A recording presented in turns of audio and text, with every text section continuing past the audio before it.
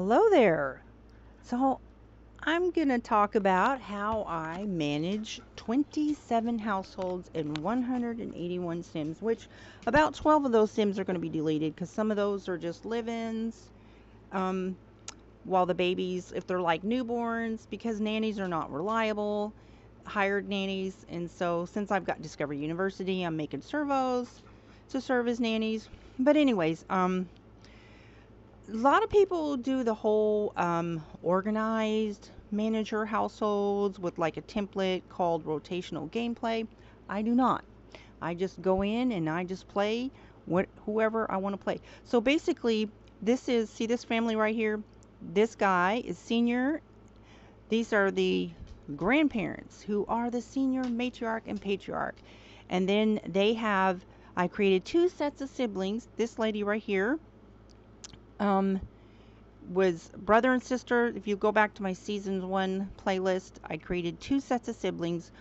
One that was an orphan, so they didn't have any parents, and another that those grandparents are their parents. So basically, my dynasty is out of that root family. This is the Duke dynasty, which the siblings that are orphans is the nephew and niece. So they're all connected. And so then they started having kids and grandkids. And so the senior matriarch and patriarch have a total of 7 kids. So that one's brother and sister who live together in the one household, and then another son. And then these 4 quads right here, they have 4 toddlers. So this household right here, see, she's married to him, he's married to her. These 2 in the middle are siblings. And so then there's also a nephew and a niece of the Dukes, and there's those families, and they had twins, 2 sets of them. Like the game just did that. Had my first time I ever made a science baby, had a set of twins, and then they had another pregnancy, and it just happened to be twins by the game. So then of course I have horses and dogs. So they also count as Sims, and I don't know why they do that, but they do. You can have as many Sims as you want, and I prefer to keep it around the 170 range. I don't know. So I'm probably not going to be having a whole lot of more kids at this point. I'm gone into like what I call the Simpson mode, with basically Simpsons that never die, they never grow old. I've got them where they don't age, and I just play. I'm mostly like activities, events, weddings, gatherings, social events, and special events and activities. I don't really do a whole lot of just like role play. And I mean, I've spent a lot of time on each one of these Sims. There's a few in here that I did download just to make, partners or live-ins for my Sim family. But other than that, all of these Sims are my Sims, minus the nannies in the base game. This family here, the Bensons, I will probably be deleting that family because I just created them to create sons for my girls who were aging up and needed to have partners. So, and I also got the badge for serial monogamist. I didn't even know they had that, but I think it was like when I reached 20 households that were all married, because as a Christian, none of them are going to have kids without being married, of course. So, and I would like to know who has the most households. I haven't really seen, and it's not like it's a competition. I'm just saying, I don't really see any videos about people having a lot of households, right? I've seen one video where they have a few households, but of course I have all my Sims that I've ever created or offspring saved into my library in case something happens. But here's what the deal is about unplayed households. Make sure that if you do mark them as unplayed, make sure they are in houses. They're housed, because if they're just out wandering in the world, then I've read, unless they've changed it, they could be autonomously deleted. Of course, save all your Sims in the library. But see, this is light green. The plumb bob thing is light green. And that means I just keep them all unplayed. And that way, I always pause a game whenever I leave. I don't want them in the background doing their own thing or whatever.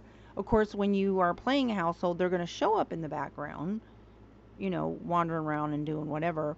But when I go back in the game, and they're just paused and right where I left them, and that way they're not, like doing things and having kids, or the pets. Make sure that you've got. I use MC Command to make sure that there's no unwanted pregnancies. Either that or you have to get them spayed. And if you do take them to the vet and get them spayed, you can get them unspayed or whatever. Um, and so when if you want to get them out of unplayed, then basically just go play them. You just play the household. And I have seen sometimes, but not every time. Let's say if I use my telephone, my Sims cell phone or whatever, and I use the invite over to lot feature, and you invite them over to an event. Sometimes it takes it out of unplay mode, but I mean, it's not supposed to, but that does happen sometimes. So I always go in and check and make sure that they're all in unplayed modes. And that's how I manage households. And it's just easy. I don't have to do a whole lot of work to organize, and I don't want to have in my mind, oh, I've got to play this family this week, because I mean, there may be days I don't even play this game, or play any game for whatever. So I just go in, and whatever I feel like doing in the moment, that's what I do. That's who I play in anyways.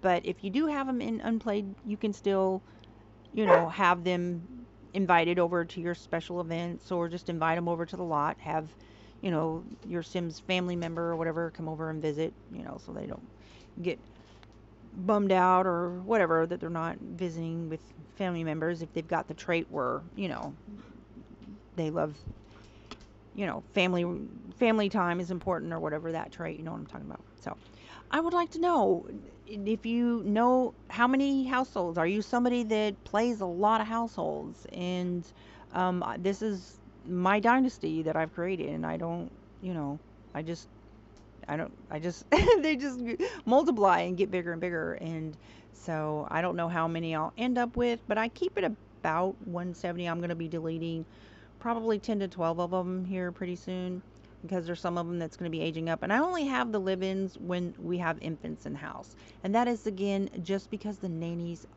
base game nannies are awful. They're not reliable. They'll either not show up in charge, or they'll show up and not do anything but sit there and watch TV while the baby's dying of hunger, or crazy stuff, or they'll take off with the babies or find the babies outside, just crazy stuff. So I just don't like base game nannies. So I have my live-ins, and that way they're more, and you can get a mod to control any sim. There are those mods if you want to use that, to have better experience with nannies. But I like the servos. The servos are fun, so I'm kind of transitioning to having no live-in nannies, and just using servos for the households that I want to live-in nanny. Of course, you can hire a babysitter, you can hire a nanny during the day or whatever.